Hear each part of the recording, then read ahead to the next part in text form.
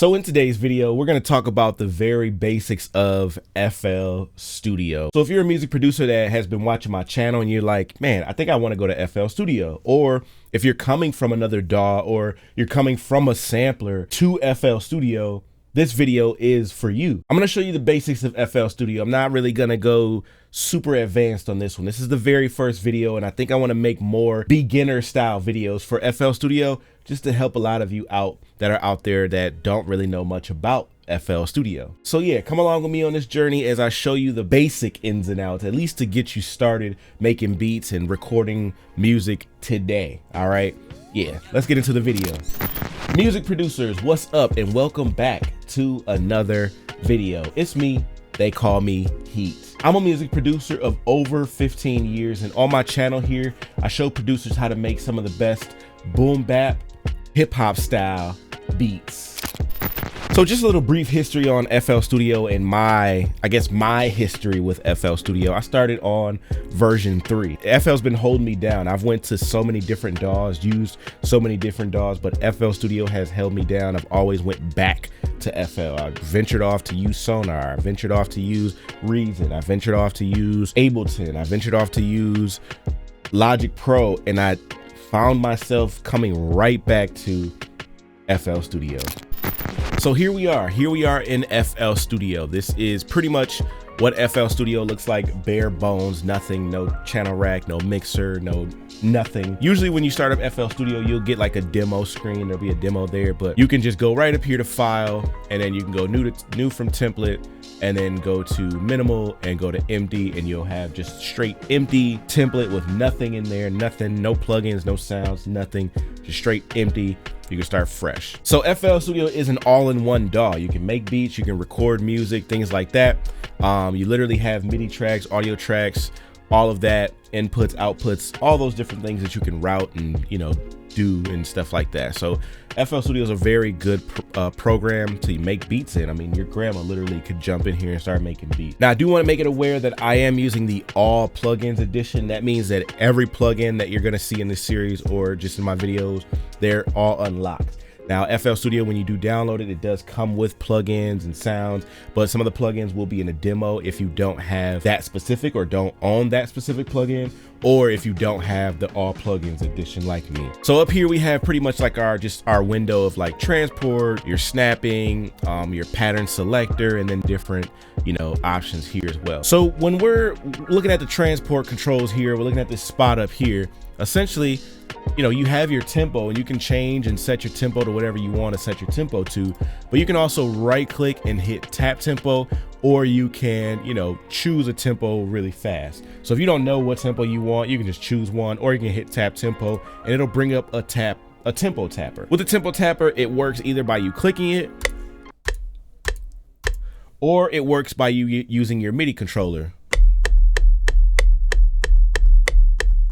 Now, there are some different options. You can nudge the tempo to align the time, things like that. You have a sync. Basically, every time you are tapping, the tempo in the project will change as well. You have mute as well. So basically, when you start tapping the first time around, it's gonna mute all of the audio until you have the tempo tap. Looking up here as well, you know, you do have your metronome, you have your wait for input to start playing. So that basically means that when you record in here, once you hit a MIDI note, then it will start recording or counting in for you. You also have countdown before recording. That's important because before you actually start recording, you wanna hear a tick, tick, tick. This is what happens when you do that.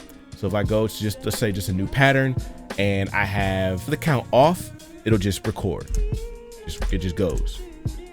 Now, if I have the count before recording on, it's gonna go 1, 2, 3, 4, then start recording. So it'll be, and as you can see right in the screen, it'll say it. So 4, 3, 2, 1, boom. Right now, these are pretty much where all your controls are going to be for like undo, you know, opening a new audio editor. If you want to, you know, sample or chop up some audio or something like that, then you can use that. You do have one-click audio recording as well. You have a help button, you have a save button or save as button, because this is going to make it a brand new version essentially. And then you do have render as audio file. You also have view project info. So this is pretty much where you'll title it. You're gonna title it when you save it too, but this will give it an official title. Then you can, you know, put who the author is, put the genre, maybe if you want to put like a link or something as well. And then it will tell you when the project was started, you know, how much time was spent on it, everything that's in the project and whatnot, so that you have all of the info as to what's going on in your project as a whole. Then down here, you'll see your view playlist, you'll see piano roll, you'll see channel rack, you'll see mixer, you'll see your browser button. So that means that, you know, the browser will be static in yours if you're just starting out. But if you turn it off, now there's no browser over there. But if I turn it back on, now there's a browser. You do have your CPU usage meter here, so it'll tell you how much of your CPU you're actually using. And then you have like an analyzer or a monitor kind of thing that's up here in the top. Now you do have your song position. Sometimes this will start as beat, or you can change it to minute and second or centiseconds. And that's usually what I keep it on, minute and second. I don't really go off the bar and beat, because in the playlist, it really already shows you right here what bar, you know, you're at. So I don't need to see it up here. I'd rather know the time frame of where I'm at. Since we're here, you know, this is what we call our playlist. This is our arrangement view. A lot of people will use the step sequencer or the channel rack. So we go back up here to our transport section here. You have pattern mode and you have song mode. So song mode is basically going to play everything that's here in your arrangement view. And then when you're in pattern mode, it plays the pattern that, you know, may be on the arrangement view, and that'll show up right here in your channel rack. So most of your sounds, things like that, will show up right here in the channel rack.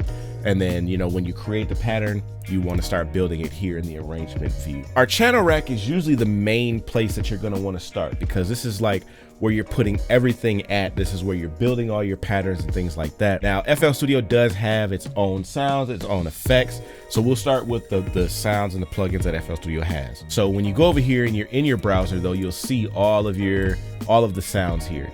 Now I have folders that are in here. We'll get into that in another video, showing you how to set up the folders, but this is everything that's here that FL Studio gives you, outside of what you see where it says heat drums, heat kits, heat patcher banks, etc. All that is stuff that I added. When you go to packs, this is basically samples, sounds, things like that.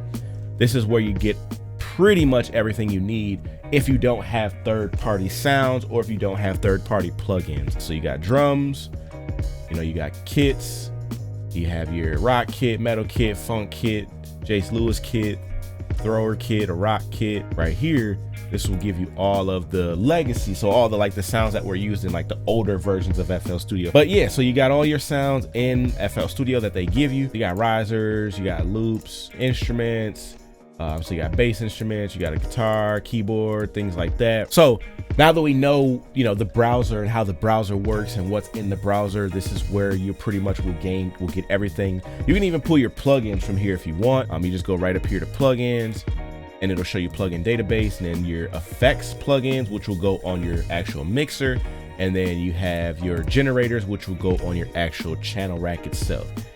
So this is pretty much how you could use, you know, FL Studio. You could use it folder based if you want, or you can actually go to the channel rack and you can hit this plus sign, and it'll give you all of the sounds that are plugins that are here, you know, even if you have some stuff that's installed. Again, I'm not going to go too far and be too advanced, so I'm going to do it from here. So from the browser right here, when you go into plugins, plugin database, go to your generators, this is going to give you everything that, you know, FL has installed for you. So the stuff with pictures, that's the stuff that FL Studio, you know, has created and is available for you in FL. So we can use like direct wave. We can drag that right onto the channel rack, and direct wave is an instrument kind of like Contact. So when we load this in, you know, we can boom, go there, and there's a sound there for us.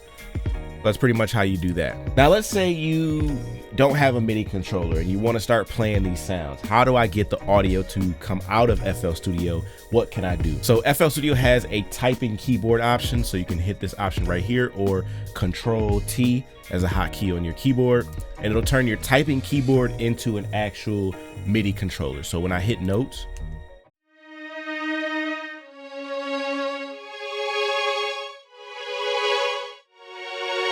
so essentially it's just a keyboard. It's just like an actual MIDI controller. But let's say you have a MIDI controller and you want to use that instead of the typing keyboard. Well, we just hit Control T to turn that option back off. And we're gonna go up here to options, go to MIDI settings, And whatever keyboard controller you have, it should automatically pop up in here as long as you have the drivers installed.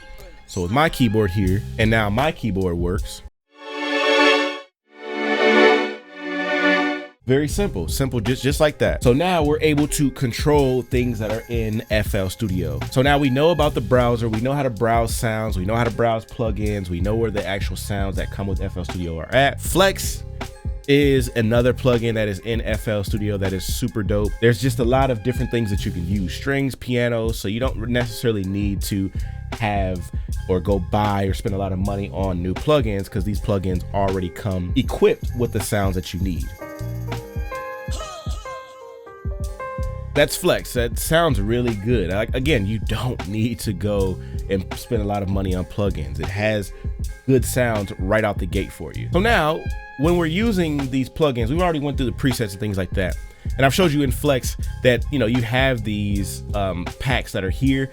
Now, these are all your presets over here. You can also access presets here, which are pretty much just like the basic ones that are in Flex. So like your pianos, your electric pianos, things like that. Those are all just the basic presets. But in order to access more of, you know, what's in Flex, or just if you've downloaded some stuff from ImageLine, it all is in this spot right here where you see packs. And you can also hit the store too and, you know, buy stuff right in the store as well, right in the plugin, so that you can get right to work and don't have to like leave or anything like that.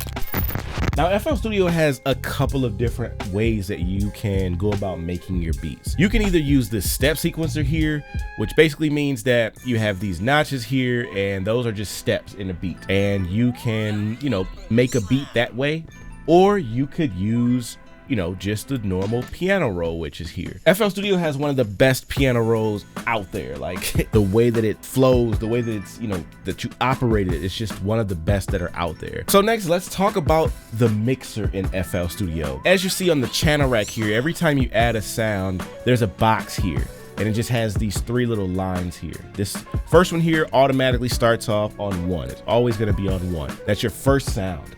So if you put a drum kick here, and I'm gonna go grab one. Let me just grab like a kick. Let's go to packs. When I put this drum kick there, kick drum, drum kick. When I put that kick drum right there, it automatically puts it on channel 1. So if I start playing this kick drum, you see it's coming right here through insert 1. So whenever you add a sound, it's always just gonna be blank here with 3 lines, and you just have to go and change it to whatever mixer track you want it to be on. I usually just go down the line if it's, you know, down the line or the next sound, and I'll go to the next mixer track. So this one would be number 3.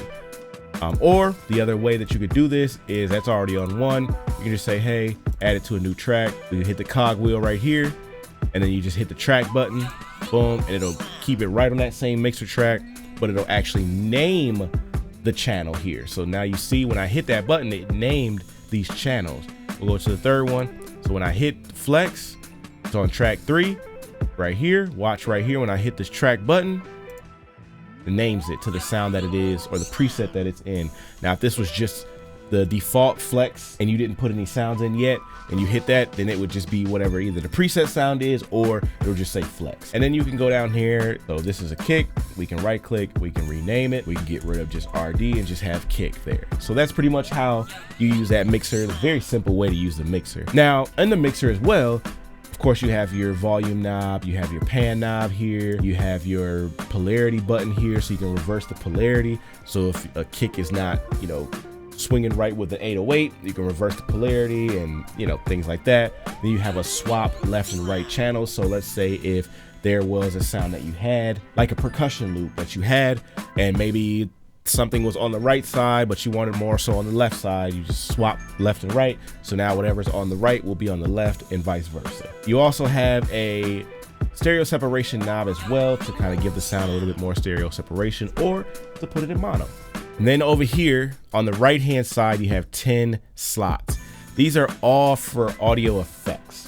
These are effects that might be applied to your kick drum. If you want EQ on the kick drum, you just hit there in the area, or just hit the arrow, and then it'll bring up this menu, and you go here to select. And then this will bring up everything in your effects. So I have a lot of effects in here, things like that, but you know, you see the fruity stuff. So this is all fruity image line stuff here. There's some other ones in here that are by image line as well, but they're not named fruity or, you know, named by image line, which I feel like they should have did that. But you can just add maybe like an EQ here. Now you have an EQ. So now the EQ will be applied to your kick drum. But yes, so that's how you bring up effects in FL Studio. Now, in order to maybe turn the effect off, you use this mute button right here, and that's how you turn the effect off. So now if it's a phaser on there and I have it on, but then I don't want it, turn it off. But then if I do want it, turn it back on and it should be lit green. You also have a mix knob right here where this is pretty much how much of the sound is being affected by that effect. So if you don't want all of your kick drum to be affected by the phaser, then you just turn that mix knob down until you get it to that spot that you want it to be. Now with the mixer as well, you can change a lot of different things. You can change the way it looks. You can set your input and output. So this is how you set the input to that channel. So let's say you have a microphone and you want to record in FL Studio. You can go to an empty track. You can hit this input button right here to whatever input is on your interface. Mine would be my mic. So I would choose input 2 for that.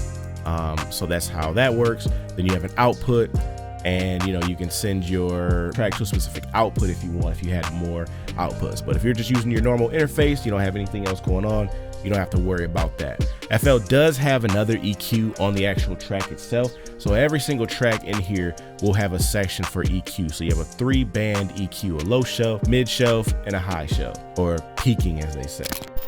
So let's look more into the arrangement view and what this does. Now this is essentially our timeline for our beat. So essentially everything that's going on in our beat, this is where it will be, right? So if you're, you know, using something, you might have, you know, pattern 1 here, that might be your intro. Then you might have some other sounds here, you know, then, you know, that's your section. Then you might want to put some more over here.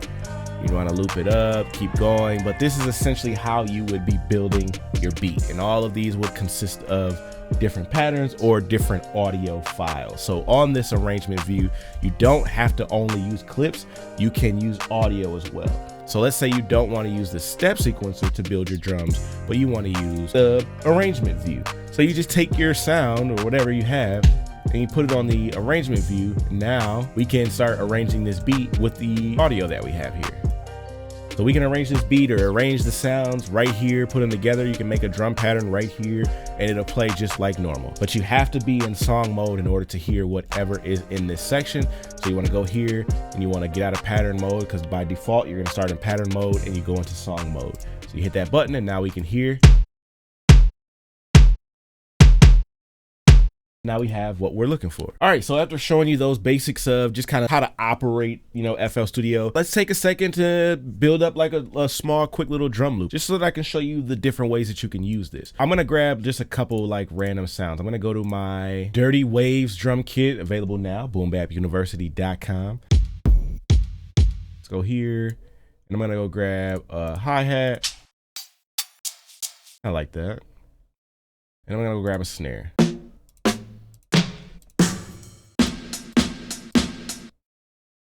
We'll figure out a BPM. So we're gonna turn our metronome on, which is right here. So you can just turn that on and off, toggle that on and off. And then we're gonna set it up to, let's say 180, which would basically essentially be 90 BPM. Now there's a couple different things that you can do to build this up. You can right click your sound and you can fill each 2 steps, 4 steps, 8 steps, or you can hit advanced fill and kind of do your own thing. I'll just go 4 steps and it'll sound like this.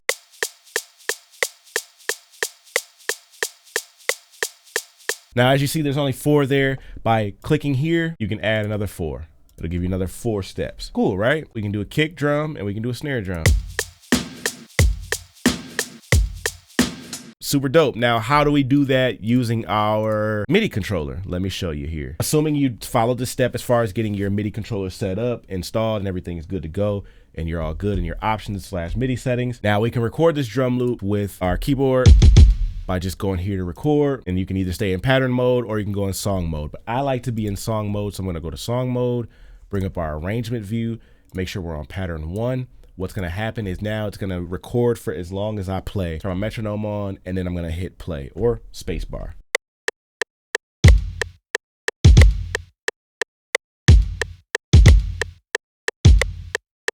Now, how do we fix those notes? We just double click that clip, which is pattern 1. We go right here to bring up our piano roll.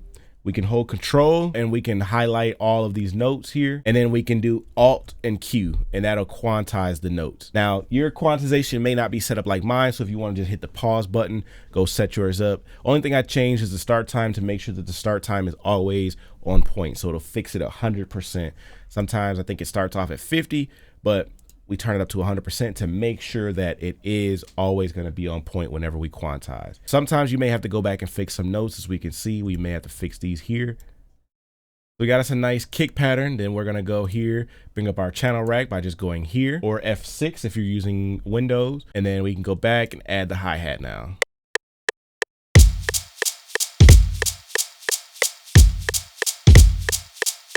And we're good. So now we did that, we can turn record off and play it back. Now the hi-hat is a little too high, so let me show you something. Right here on the left, you have a channel volume for all of your sounds. Other side of that, you have a panning, so that's a pan knob. But for the hi-hat, we're just gonna turn it down a little bit. Then we're gonna turn our metronome off and we're gonna go add a snare now. I don't need the metronome on now that we have the hi-hat in there. And I didn't quantize the hi-hat. This is, I like making boom bap, so I like that swingy stuff.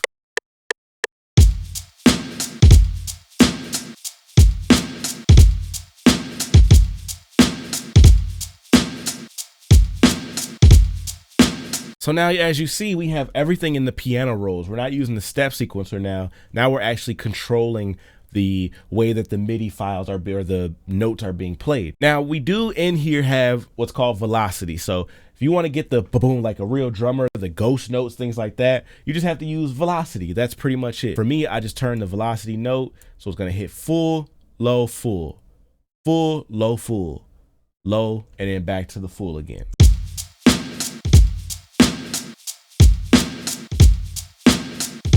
Super dope, super dope. This is just the basics of FL Studio. This is just to get you going, get you started, get it to where you actually know how to build a pattern up. All right, producers, that is the end of the first video of many in the FL Studio 21 for Beginners series. So I'm definitely going to do a lot more videos in this series to kind of just break down FL, show you a lot of things that are available or that you can do in FL, and just but do it in baby steps. I don't want to throw it all at you at one time and then you're like, oh my God, I don't know what to do. I don't know where to start. Like, it's just so much to do.